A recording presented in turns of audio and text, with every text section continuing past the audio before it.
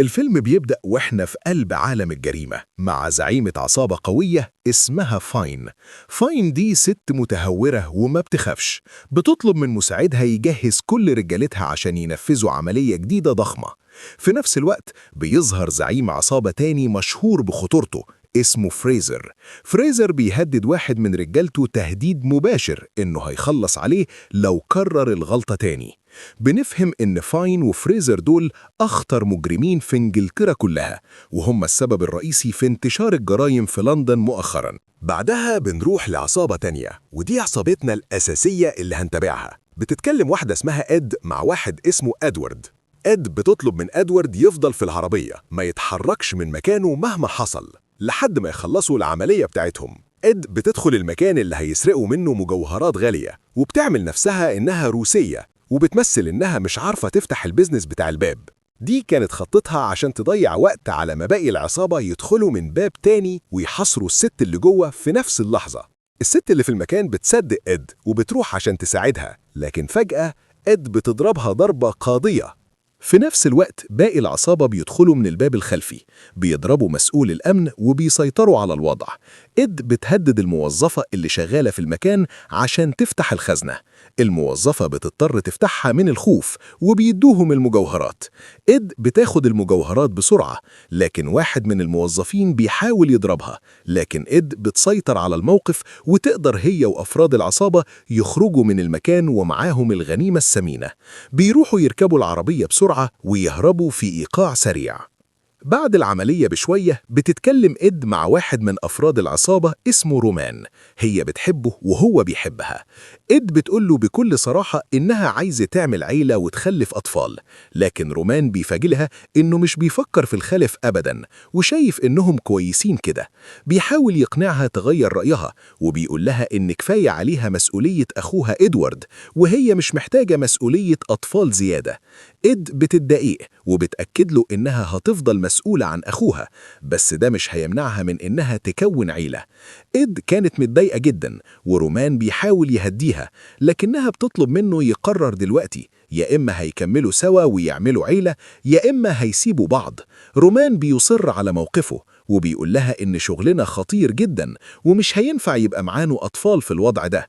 إد بتعرض عليه إنها مستعدة توقف شغل خالص وتبعد عن العصابة وعن الجريمة، لكن رومان بيقول لها إن شغلنا مهم بالنسبة لنا ومش هنعرف نعمل أي حاجة تانية غيره. إد بتتعصب جدا وبتطلب منه يمشي، وفعلا بيسيبها رومان وبيمشي. ده كان قرار صعب هيتحملوه نتيجته طول العمر. بعد كذا سنة بنشوف إد مع بنتها الصغيرة. الصدفة بتجمعها برومان تاني في مكان عام. رومان بيتبسط جدا إنه شافها. بيتعرف رومان على بنتها تشارلوت، وبيتفاجئ إن إد عملت العيلة اللي كانت نفسها فيها. تشارلوت للأسف بتكون من أصحاب الهمم وما بتعرفش تتكلم. رومان بيتكلم معاها بلغة الإشارة بمنتهى الحنان. بعدها بيسأل رومان إد لو هي لسه متجوزة، لكن إد بتتهرب وما بتردش. رومان بيقول لها إنه كان عاوز يعزمها على العشاء وما يعرفش جوزها هيوافق ولا لأ. إد بتقول له إنها مش هتعرف تخرج بالليل عشان بنتها، وبتعزمه هي عندهم في البيت. رومان بينبسط جدا وبيوافق فورا. بالليل رومان بيروح البيت وبيتعشى معاهم. بيسألها رومان تاني عن جوزها، لكن إد بتتهرب تاني وما بتجاوبش. رومان بيقول لها إنه كده كده هيسافر بعد أسبوعين، وبيسلم عليها وبيمشي. لكن بعد ما رومان بيمشي بفترة بسيطة الكارثة بتحصل. عصابة بتهجم على بيت إد، بيهددوها إنهم هيخلصوا على بنتها وبيقتلوا صاحب أخو إدوارد اللي كان معاهم في البيت. العصابة بتهدد إد إنهم هيموتوا إدوارد كمان، وبيعرفوها إن فريزر مديهم مهلة يوم واحد بس عشان يجهزوا $500,000. بياخدوا بنتها تشارلوت رهينة وبيمشوا. إد بتكون منهارة وبتحاول تفهم كلامهم، لكن إدوارد بيقول لها أنا السبب في اللي بيحصل ده كله.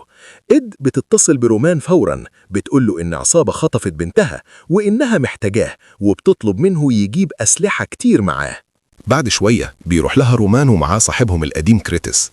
كريتس بيقول لآدا إنه هيساعدها عشان يرد لها الجميل اللي هي عملته معاه زمان. آدا بتقول لهم على خطتها الجنونية.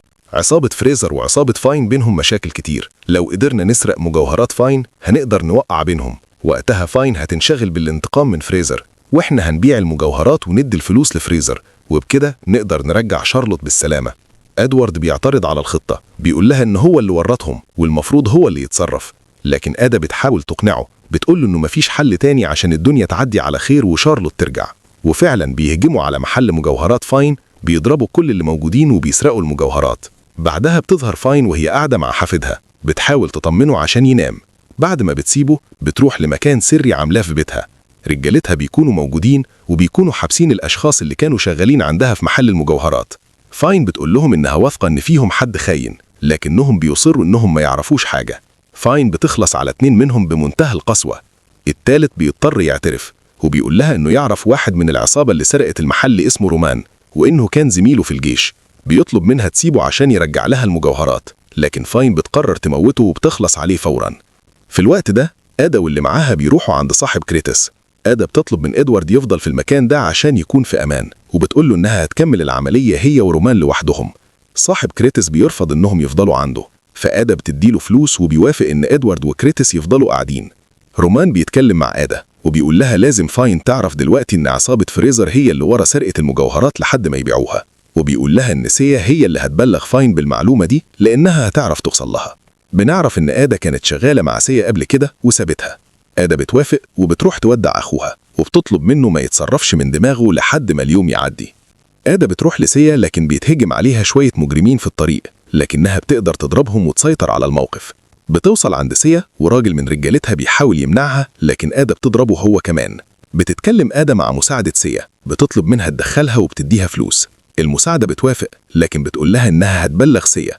في الوقت ده إدوارد بيحكي لصاحب كريتس اللي حصل، وبيقول له إنه هو السبب في الورطة دي.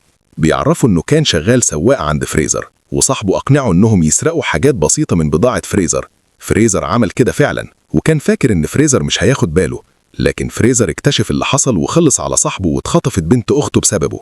صاحب كريتس بيزعق له وبيستغرب إزاي عمل كده مع أكبر مجرم في البلد. إدوارد بيقول له إنه عارف إنه دايما بيوقع أخته في مشاكل وهي على طول بتحميه، وبيعرفه إنها هي اللي قتلت والده اللي كان بيضربه وبيعذبه زمان. إدوارد بينهار وبيخبط على الأرض جامد. صاحب كريتس بيطلب منه يسكت عشان لو جارهم نزل هيخلص عليهم، لكن إدوارد ما بيسكتش وبيعلي صوته، فكريتس بيضربه عشان يسكت. صاحب كريتس بيكون قلقان، وفجأة بينزل جارهم وهو متعصب. صاحب كريتس بيعتذر له على الدوشة، لكن الجار بيتهاجم عليه. كريتس بيحاول يضربه لكن ما بيعرفش، فبيجري وبيجيب المسدس وبيهدد الراجل ده عشان يمشي، فبيضطر يمشي ويسيبهم. إد بتدخل لسيا. سيا بتكون متضايقة منها عشان سابت الشغل معاها. إد بتقول لها إنها جاية تبلغها بحاجة مهمة، وبتعرفها إن في عصابة سرقت مجوهرات فاين. سيا بتقول لها إنها عارفة المعلومة دي، لكن إد بتقطعها وبتقول لها إنها تعرف مين اللي سرق المجوهرات، وإنها هتقول لها مين ده في المقابل إنها تسيبها في حالها وتبعد رجالتها عنها. سيا بتوافق. في الوقت ده رومان بيقابل تاجر مجوهرات عشان يبيع له المجوهرات اللي سرقوها. رومان بيستغرب إن التاجر جايبه في مكان بعيد، فالتاجر بيقول له لازم يعمل احتياطاته. بيقعد يفحص المجوهرات وبيكتشف إنها مسروقة من فاين. رومان بيقول له إنه مش عارف هو بيتكلم عن إيه، لكن التاجر ما بيصدقوش، بس بياخد منه المجوهرات وبيديله الفلوس. بعدها بيتكلم التاجر مع المساعد بتاعه بلغة الإشارة وبيقول له يخلص على رومان. رومان بيفهم الإشارة وبيعرف إنه ناوي يغدر بيه. بنرجع لسيا وهي بتطلب من إد تربط إيديها بالسلاسل لو هي فعلا عايزة حمايتها وعشان تتأكد إنها واثقة فيها. إد بتوافق وبتربط سيا إيها بالسلاسل فعلا، لكن دي كانت خدعة من سيا وبترفض إنها تسيبها تمشي. في اللحظة دي صاحب كريتس بيطلب من كريتس وإدوارد إنهم يمشوا، وبيقول له إنه مش عاوز أي مشاكل تاني. كريتس بيقول له إنهم مش هيعرفوا يمشوا دلوقتي. فجأة بيظهر جارهم تاني وبيخلص على صاحب كريتس. إدوارد بيجري يستخبى وكريتس بيحاول يضربهم، بيرمي عليهم الطفاية الحريق وبيضرب الطفاية بالنار فبتنفجر وبيقدر يخلص عليهم. إد بتضرب سيا وبتقدر تكسر السلاسل وبتربط رجالتها، وبتقول إد لسيا إن فريزر هو اللي سرق مجوهرات فاين علشان عايزها تبان ضعيفة وعاوز يحاربها. إد بتسيبها وبتمشي.